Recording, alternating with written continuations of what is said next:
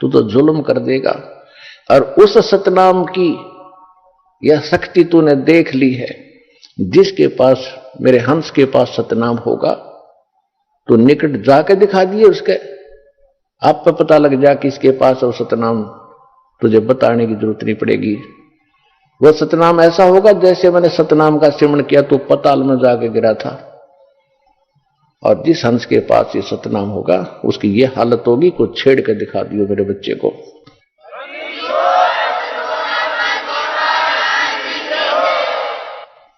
तो क्या कहा कि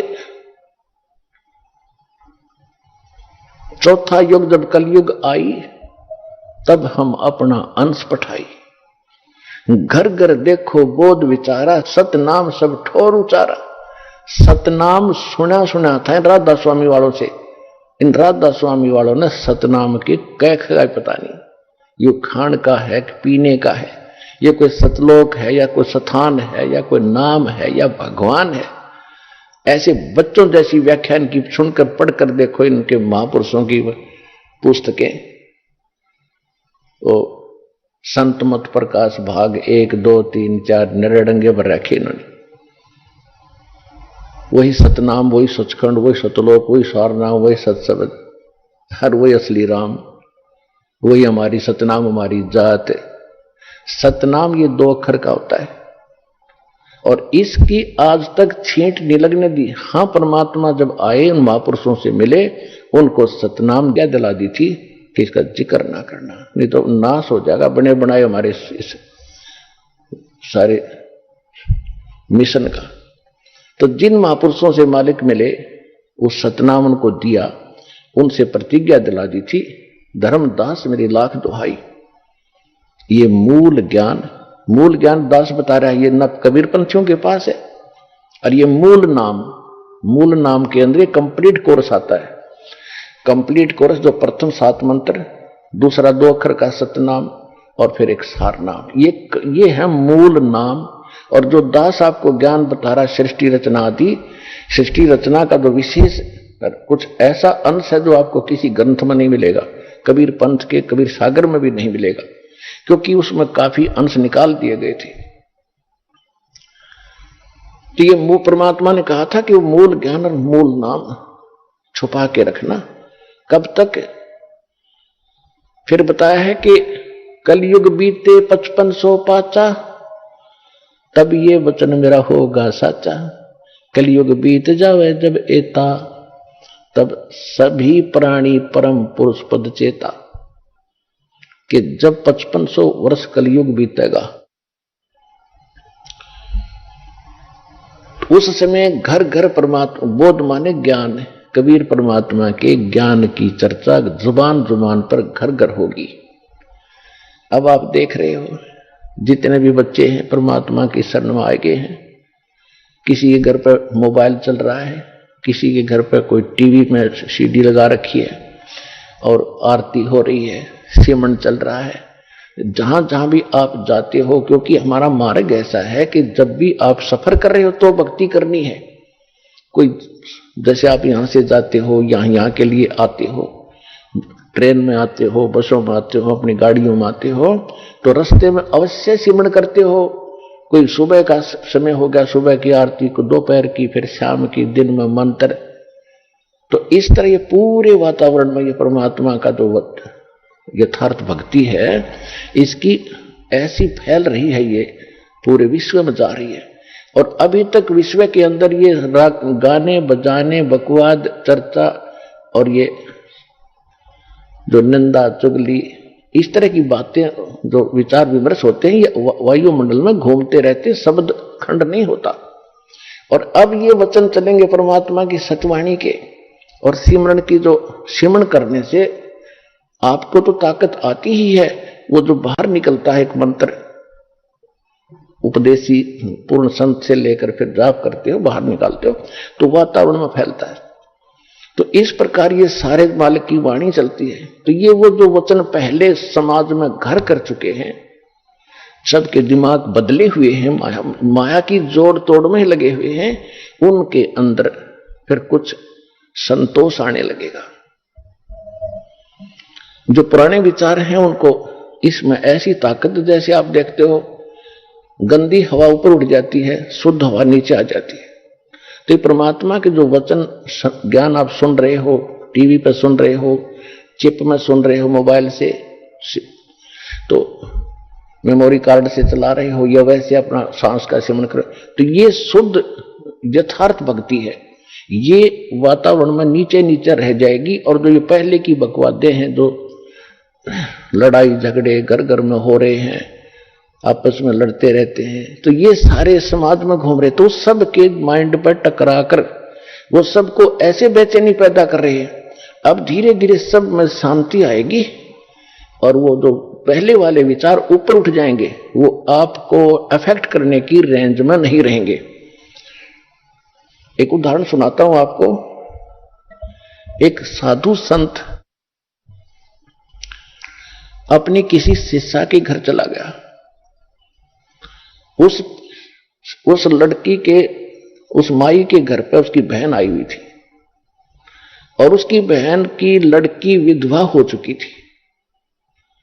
और उस संत के साथ 2-4 भक्त और भी साधु थे, उन सब ने वहां पहुंच गए। तो उसकी जो शिष्या थी उस संत की, उसने अपनी बहन का सहयोग लिया खाना बनाने में, कि बहन खाना बना, कई भक्त आ गए हैं, महात्मा जी आए हैं।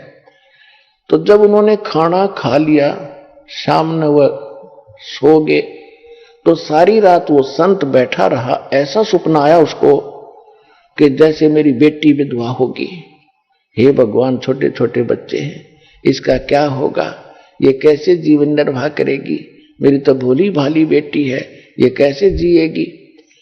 ऐसा करता करता इतना बेचैन होकर वो उठा तो काफी चिंतित था, कोई क्या हुआ, ये भी कोई सपने में मैं कभी ये बात भी नहीं करता, कभी चर्चा भी नहीं चलती, ये आया तो आया कैसे सपना। तो उसने दूसरे को बता, उठकर अपने गुरुजी से बता। तो गुरुजी ने कहा मैं बताता हूं ये क्यों आ गया सपना।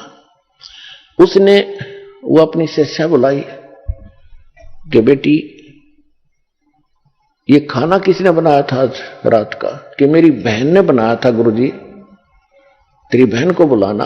क्या तेरी बहन को कोई ऐसी दुर्घटना घटी है, उसके घर पे कोई ऐसी घटना घटी है, कोई दुख है उसको? हाँ जी, बहुत भारी दुख है उसको, उसकी बेटी विधवा होगी अभी 1 महीना पहले और बहुत दुखी रहती है। अब वो बहन खाना बना रही थी और मंदिर से सिमरन वो हो रहा था, मेरी बेटी का क्या होगा, छोटे छोटे बच्चे, हे भगवान कैसे निर्वाह करेगी। अंदर से घड़ी दुखी थी। तो वो खाने में प्रवेश हुआ और वो खाना उसने खाया तो उसमें भी वो उचाटी पैदा कर दी। तो ये सूक्ष्म विचार आपको ऐसे प्रभावित किए हुए हैं और ऐसी ही प्रेरणा सब में बनी हुई है। सपने में नो दुखी और वह जागृत में दुखी है ही, सबको मालूम है, कोई जीव सुखी नहीं। तो परमात्मा की ये जो वाणी अब चल रही है ये बहुत प्रचुर मात्रा में होगी और ये फिर क्या करेगा, पूरा वातावरण ऐसे चेंज होगा, ये ऊपर चले जाएंगे जो दूसरे वचन हैं जो आज तक सुनते रहे। लेकिन अब उनकी संख्या ज्यादा है, उनकी क्वांटिटी ज्यादा है, हमारी थोड़ी है, तो फिर भी ये ज्यादा प्रभावशाली रहेगा इनको धीरे धीरे। तो हमारे एक गांव में 10 घर 20 परिवार हैं, बाकी सैकड़ों 200-300 वो दूसरे चर्चा वाले। तो धीरे धीरे ये प्रचार उन पे भी असर करेगा, अड़ोस पड़ोस में भी, फिर उनकी भी कभी भावना बदलेगी। क्योंकि परमात्मा के बच्चे तो सभी हैं, चाहे कोई आज हिंदू है, मुसलमान है, सिख या ईसाई है, कोई अमेरिका में है, कोई अफ्रीका में है, भारत या पाकिस्तान, बलोचिस्तान, कहीं पर भी पैदा बच्चे उसके सभी के। और उसने सभी बच्चे उतने ही प्रिय होते हैं जैसे बाप को मां को अपने छोटे से लेकर बड़े तक, चाहे 20 बालक हो, एक जैसे प्यारे होते हैं। वो आपस में बेशक लड़ते रहे लेकिन माँ बाप के हृदय में उनकी जगह ज्यों की त्यों होती है। तो इसी प्रकार आज हिंदू मुस्लिम सिख ईसाई बनकर आपस में बेशक हम लड़ रहे हैं, लेकिन परम पिता ने हमें उतने ही प्रिय है और वो चाहते हैं कि इनका ये झगड़ा मिटे, चैन से रहे।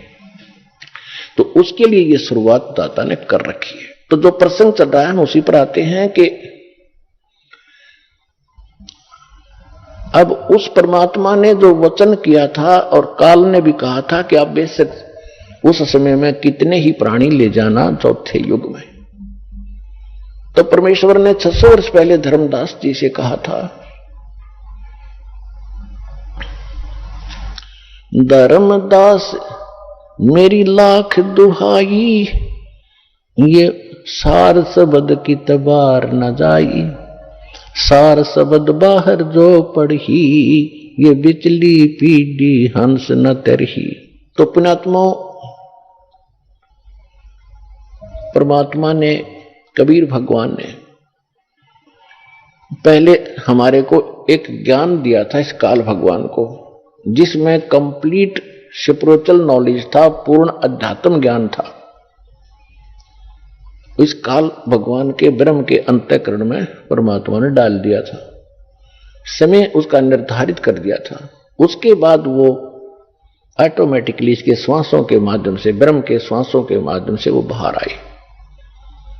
इसने उनको देखा और पढ़ा, इसको पता चला कि इसके अंदर तो वही ज्ञान है जो मेरा पर्दाफाश कर देगा। तो इसने वो मेन जो पार्ट थे, हिस्सा था, मुख्य हिस्सा, अंग उस वेद के कैंसिल कर दिए। 4 वेद रख लिए इसने। इन चारों वेदों में महिमा तो पूर्ण परमात्मा की है, कबीर भगवान की, लेकिन भक्ति की विधि केवल ब्रह्म तक की है। ओम का नाम और ये 500 यज्ञ, इतनी है बस। अब परमात्मा ने उसकी पूर्ति करने के लिए स्वयं आना पड़ता है। चारों युग में संत पुकारे, और को के कहा हम हेल रे, हीरे माणक मोती बरसे, ये जग चुगता ढेल रे। सतयुग में सत सुकरत कह टेरा, त्रेता नाम मुनिंदर मेरा। द्वापर में करुणा में कहाया, कलयुग नाम कबीर धराया। मैंने चारों युगों में आके ज्ञान दिया।